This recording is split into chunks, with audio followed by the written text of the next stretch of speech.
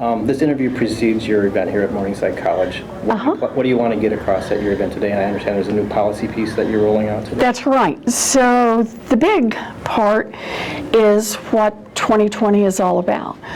Are we going to be a country that just works better and better for a thinner and thinner slice at the top?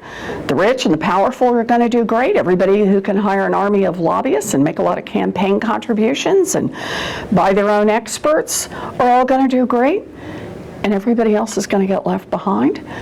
Or are we going to be a country that says, no, we can make our government, we can make our economy, we can make our country work for all of us? In a democracy, we got a chance to make that happen. And I think that's what 2020 is about. And today, just today, I rolled out a new plan, and it fits right under that basic header. It's about Wall Street.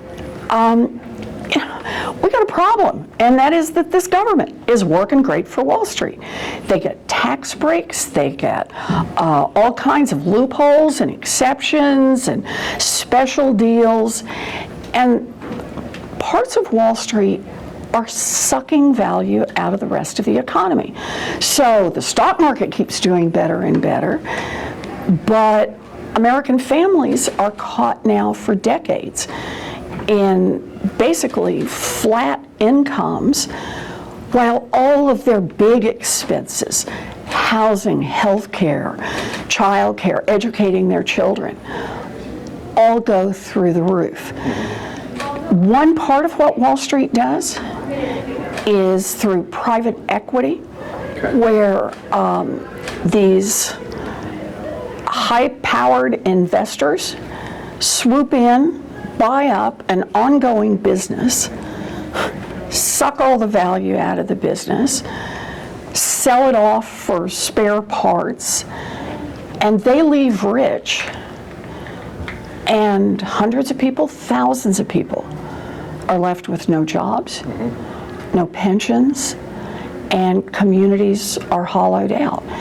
Shopko, right here in Iowa, is an example of that. And I stood this morning with Shopko workers back in DC when I introduced this bill. It was a chance to talk about this slice of Wall Street that's vacuuming money out of communities across Iowa and across the country, vacuuming jobs out of these areas. And I got a plan to fight back against that. And specifically, so what this does, a big component of it is to say, for any private equity outfit that wants to buy up a business, you can do that, but you don't get to start out by sucking all the value out and stripping it for parts. If you buy a business, great, but you've got to leave enough assets in the business to at least give it a chance to succeed. It's to take the worst abuses and say, no more of that. Put a little more fairness into the system. Okay. Joe Biden was in Sioux City and Lamar's on Tuesday. He talked about health care. Tomorrow you're going to have an event in Orange City, and then you're going to come to the AARP forum where I presume health care will be discussed. Where do you stand on Medicare for all? I support Medicare for all, and let me tell you why. I've spent a big chunk of my life studying why families go broke, and one of the main reasons is the cost of health care. That's not just for people who have no insurance. It includes a lot of people who have insurance. The profit model of the insurance companies is to take in as much money as they can in premiums and pay out as little as they can in health care coverage. Last year, the insurance companies sucked $23 billion out of our healthcare system in pure profits. And that doesn't count the CEO pays and the fancy buildings and so on and so forth. We need a healthcare system that does two things. Delivers the highest quality care at the lowest possible price. And that's Medicare for all. Okay. Where do you stand on the impeaching president issue? I know it's a House matter, not a Senate matter, but where do you stand on that? And do you think the Mueller report will have legs that will go all the way to the 2020 election? So when you and I first met 6 months ago, I wasn't running for office thinking that we'll get rid of Donald Trump through impeachment. That was the farthest thing from my mind. But when the Mueller report came out, I sat down and started reading it. And I read all afternoon and into the night and into the early hours of the next morning and read all 448 pages. When I got to the end, there were 3 things that the Mueller report established. First, that a hostile foreign government attacked our 2016 election for the purpose of helping Donald Trump. Footnotes, documentation, affidavits, every part of it. Second part, Donald Trump, as a candidate, welcomed that help.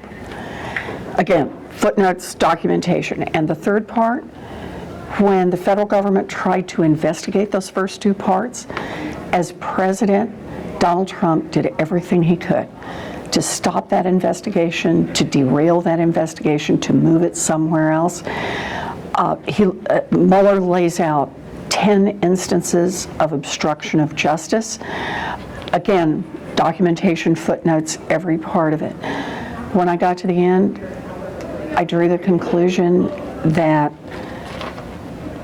Donald Trump had committed the kinds of violations that should trigger an impeachment. I understand there are lots of people who don't want to do that for political reasons, but I see this as a question that is bigger than politics. Our constitutional responsibility in the United States Senate is to make sure that, as in law elsewhere, no one is above the law, and our responsibility is to make sure that includes the President of the United States. So I, after having read it, said publicly, I believe that the House should initiate impeachment proceedings. And do you think like this will play well into the 2020 election? Is it undercurrent or forefront, what have you? For me, this isn't about politics. This is about what we say as a Congress and what we say as a country. Any president should be allowed to do without being called to account. The decision to impeach or not to impeach Donald Trump is certainly about Donald Trump, but it's about holding the next president accountable, and the president after that, and the president after that, and the president after that. If a president is permitted to obstruct justice, to interfere in an ongoing federal investigation, that's not only a violation of the principles of separation of power in the Constitution, it violates the basic premise that no one is above the law. Okay. One more quick one, Beth. Sure. Tell me about this. How do you assess the level of political discourse if send them back is the new lock her up? It was just awful to see that last night. And Donald Trump knew what he was doing. Today he tries to have it both ways, claiming that he tried to stop people from chanting "lock her up," but the videos show that's not so. Trump has been intent on trying to divide Americans, on stirring racism and hatred as a way to maintain himself in power. He's desperate, and he makes it clear that nothing is off limits.